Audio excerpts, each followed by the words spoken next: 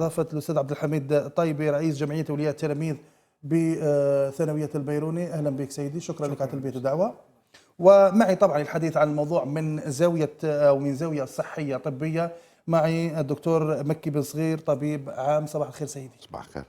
شكرا لك على تلبية الدعوة. خلينا نبدأ من الإطار التربوي ثم نجي لك دكتور من الناحية الصحية.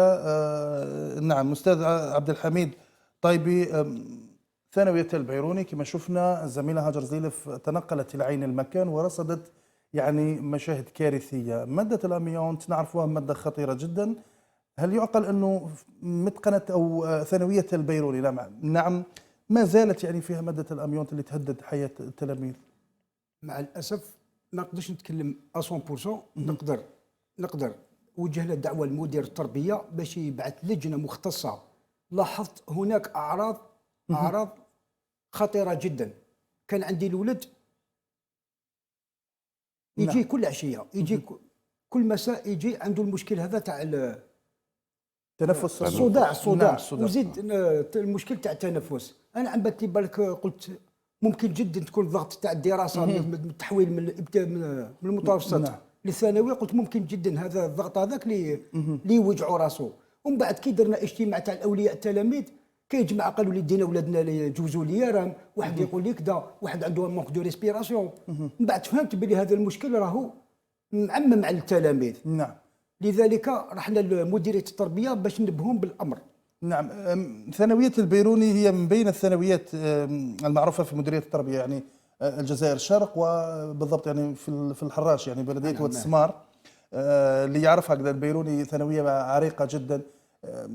يعني لحد الآن ما كانش هنالك إعادة ترميم أو إعادة بناء لهذه الثانوية. سيدي الكريم كانت مبرمجة للتعويض في سنة 2010. مع الأسف الجمعية تجرات حبر على ورق.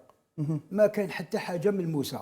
طالبناهم، رحنا باش نشوفوا مدير تربية يوم الثلاثاء صباحا، ومن بعد الأساتذة الكرام راحوا في المساء. لم يستقبلنا مدير تربية. أنا حاجة اللي محيرتني حقيقة، كيفاش أنصار تاع فريق يطالبوا على في مجال كرة القدم يستقبلهم وزير، وحنا كجمعية أولادنا في خطر. يقول لك مدير التربيه ما استقبلكش، تبعثني الامين العام مع كل احتراماتي له ليس له سلطه القرار، ماشي ولا حيتاخذ القرار. نعم. ما استقبلناش. استقبلنا الامين العام، اعطانا كما نقولوا اقتراحات تاعو. مع الاسف ماشي اقتراحات. نعم. ترميم والمؤسسه لازم تهدم وتبنى ثانويه من جديده.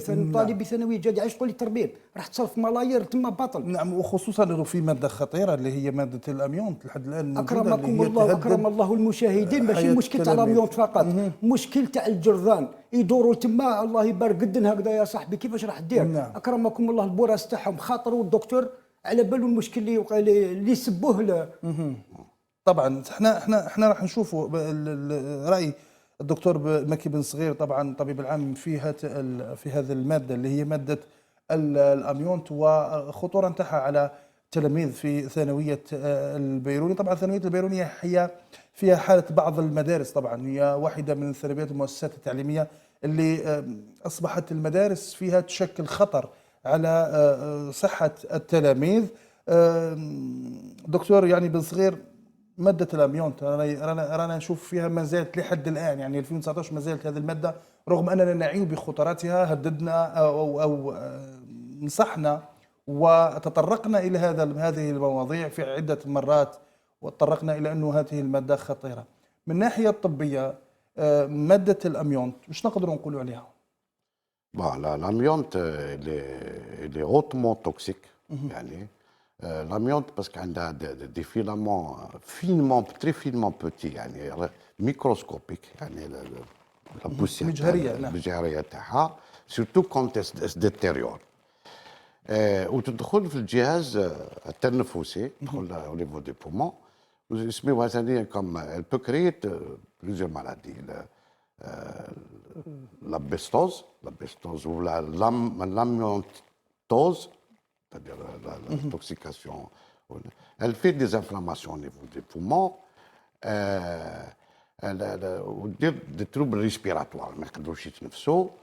C'est une maladie chronique, يعني des fois elle est mortelle, يعني Ça peut créer aussi certains سرطان. كاين جوج نوع نتاع السرطان. كاين le cancer bronchique qui m'a le cancer presque du fumeur du fumeur ou كاين le mésothéliome. C'est un cancer qui attaque surtout الاغلاف هذوك تاع les organes تاع les poumons, la plèvre. ويقدر يتوشي ميم الاغلاف تاع الاستوما والمصران البيريتوان et même le péricarde يعني الغلاف تاع le cœur. واعرين c'est un cancer qui est très cancer يعني très dangereux. خطير جدا. نعم. يخطر خطير. بالذات تاعو يعني ميم تريتمون ما كاش لي تريتمون بور الكونسير دو ميزوتيليوم مع الكري نحيولوا هذيك لابلاف ينحيولوا دي زيبونشمون يديروا تعمروا ميم بالماء. مدة تاعو يعني تاع الحياة ما تفوتش عام. مالغري لا شيميوثيرابي مالغري لا راديوثيرابي كلش البروتوكول. دكتور انت ربما وقفت الدكتور على بعض الحالات في الثانويه. نعم معليش دكتور بالنسبه لماده الاميونت بالنسبه للخطوره نتاعها اللي كنا نتحدثوا عليها انت قلت انها تسبب امراض سرطانيه يعني المريض او الفيكتيم تاعها الضحيه لهذا المرض هذا ما يقدرش يعيش يعني تقريبا سنه مع التمريض الكيميائي. نعم. ربما شنو هي الاعراض الاخرى لان شفنا السي عبد الحميد طيبي كيتحدث قال انه في صداع ربما الى غير ذلك. هل فقط هو الاميونت يتسبب بالنسبه للرئه والجهاز التنفسي ام ربما يروح لاجهزه اخرى؟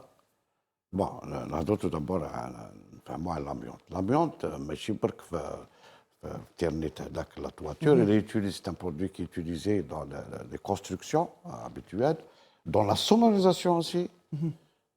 Dans l'isolement, il y a la sonorisation, l'isolement thermique. Même les gants anti-feu, فيهم l'amiante.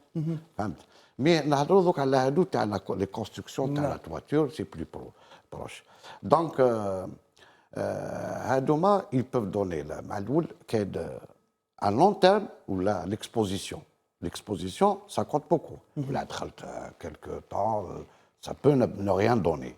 Mais où le tombe le fiha dans une aire ambiante مغلوقة تما اللي تنضر. Il y a des maladies qui jouent pendant une longue durée d'exposition. Il y a des maladies qui jouent dans de courtes durées, moyennes durées. Par exemple, les قرع عام برك تما واللي قرع tout le cycle تاعو تما 7 سنين. C'est différent. الحالة تاع الولد تلحق يعني الكونسير هذا لي دو كونسير اللي حكيت لك عليهم سي ان اكسبوزيسيون وسورتو لي جون اللي يخدموا في ديزامونتياج يعني اللي يريبوا الاخر ولا اللي يخدموا كاريمون في لي زوزين نتاع لاميونت. مي الاعراض الاولين للدراري الصغار هادو كي تفتت هذاك لاميونت يعني نشوف هذاك ليكول ديجا الماء يسيل فيها سورتو لا بروميير يوزور يعني يتفتت الماء اللي يفتت هذاك الاخر. اي سي دي بارتيكول قلت لك انفينيمون بوتيت يعني صغار ميكروسكوبيك قيس jusqu'à 200 fois moins que le cheveu, un cheveu. Ils sont 200 fois moins qu'un cheveu صغار. Donc ils pénètrent au niveau des branches, des alvéoles surtout, qui dans les alvéoles ils ont des destructions alvéolaires. Les alvéoles هما الجهاز اللي يتنفسوا به l'oxygène يدخل والغاز كربونيك كما la respiration. Ou plus tard, ils ont une fibrose. Une fibrose, il y a une inflammation. Avec la réaction inflammatoire, par exemple, الجرح هذا يدير لك الجرح كي يبرا يدير لك سيكاتريس. هذيك هي الانفلاماسيون دير لك تما دي فيبر اللي يغلقوا لك الجهاز التنفسي. كما قال هذا دي فوا يسيلني فمنا كاين ثاني باسكو كاين دي مازيسور كاين دي زاليرجان يعني اللي ما يحملوهمش لا بوسيير لي مازيسور يعني شوف فيها اللي يقول هذيك كاع ما ريبع سي شونتي سي شونتي سي شونتي سي شونتي سا بو بروفينير هذا تاع الاخر ما سا بو بروفينير دو بليزيور فاكتور ميم طون. طبعا نرجع للسي عبد الحميد طيبي، بالنسبه لكم انتم كجمعيه اولياء التلاميذ، هل حاولتوا انكم تتواصلوا مع دكاتره او تطلبوا حتى لجنه من المديريه؟ من اللجنه من المديريه باش تجي تعايد اجراء معاينه باهل الاختصاص، يجوا ناس مختصين في الامر يشوفوا الحاله اذا كان حنا رانا نبالغوا في الامر ام لا. الحاله راهي كارثيه. واش راني نقول لك، هذه مده صلاحيه الثانويه كانت في عهد هذا البريفابريكي، دركا سي بون خلاص ما بقات لهاش مام. واش راح دير بها دركا؟ نعم. انتم كجمعيه اولياء التلاميذ شنو هي ربما الاجراءات الاخرى اللي راح تقوموا بها مثلا من اجل انكم تغيروا الوضع، يعني بالمقارنه اذا ما شفنا من غير يعني مديريات التربيه الان، المفروض انكم حتى في وزاره التربيه الوزاره نعمه على هذا الامر نطلبوا مباشره من سيد المعالي سيد الوزير تاع التربيه مطلب هام جدا. عندنا بلديه تاع واد سمار من اغنى البلديات. صحيح. اقترح علينا السيد ونشكروه على كل حال رئيس البلديه، قال لك انا مستعد نبني ثانويه. وشنو الاشكال وراه؟ هما عندهم الحق في بناء المدارس الابتدائيه فقط. نعم. اما المتوسطات والثانويات خارجين عن الصلاحيه تاعهم. بارك الله فيك. نعم. قالنا جيبوا لي رخصه برك، انا مستعد نرمي 100 مليار. الله يبارك، ثانويه فيها 3 هكتارات. صحيح. قادرين يبنيو تما دو ولا 3 باتيس تما دي بلوك ادمينستراتيف بيداغوجيك، والكوتي هذاك يخليوها اون اتوندو.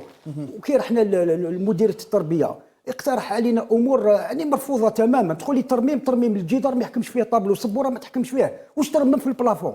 واش ترميم ملاير تما بطل. حنا ماناش حابين التبذير هذاك. يعني لابد من اعاده بناء تبارك الله اعاده ثانويه جديده. نعم. رئيس البلديه قال لك جيبوا لي رخصه اون ديروغاسيون نقدر انا نبلاه. يا اخي سهلوا لنا الامر فقط. حنا ماناش نطالبوا امور كبيره ولا. نعم. ثانويه تراب كاين الله يبارك بكل مرافق، تقدر تبنيها عصريه. نعم. 100 مليار تبنيها سيدي الكريم. نتمنى طبعا انه هذا الانشغال، انه احنا على الاقل حاولنا انه شويه نوضحوا النقاط. حتى الدكتور معنا مكي بن صغير طبعا حاول انه يعطينا صوره لخطوره ماده الاميونت، لان يعني في كل مره نتحدثوا على الخطوره نتاعها، ولحد الان نشوفوا انه نفس المشكل واقع. عديد من المدارس كاين حتى سكنات اللي فيهم ماده الاميونت، اللي كما يقولوا سكنات البريفابريكي اللي كنا نشوفوا يعني قديمه جدا طبعا. نعم، حتى لي بيدونفيل اللي البيوت القصديريه اللي فيها بالعاميه تاعنا احنا نقولوا تيرنات موجوده يعني. طبعا هذا الموضوع انا نتمنى انه من هذا المنبر طبعا انه على السلطات انها تاخذ الامر بجديه وبعين الاعتبار، لانه ماده الاميونت ماده خطيره وتهدد حياه التلاميذ هذو.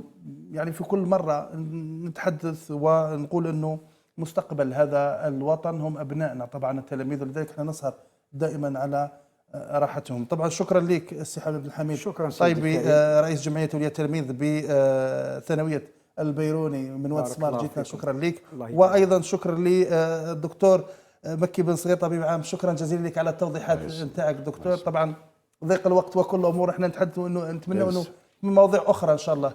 نعم تفضل كلمه اخيره. نعم. L'Union européenne, elle a été interdite, l'amiante, la délégation d'amiante, en 1997. Interdite. يعني هذه تقدر تزيدها. نعم. واحنا ما زلنا نخدموا بها. نتمنى ان شاء الله ثاني نلغيها تماما هذه الماده ان شاء الله. شكرا لكم ضيفي الكريمين على تشريفكم لي في الاستوديو. نتمنى ايضا فرص اخرى هكذا نتواصلوا اكثر. اذا مشاهدينا نواصل هذا الموعد الاخباري.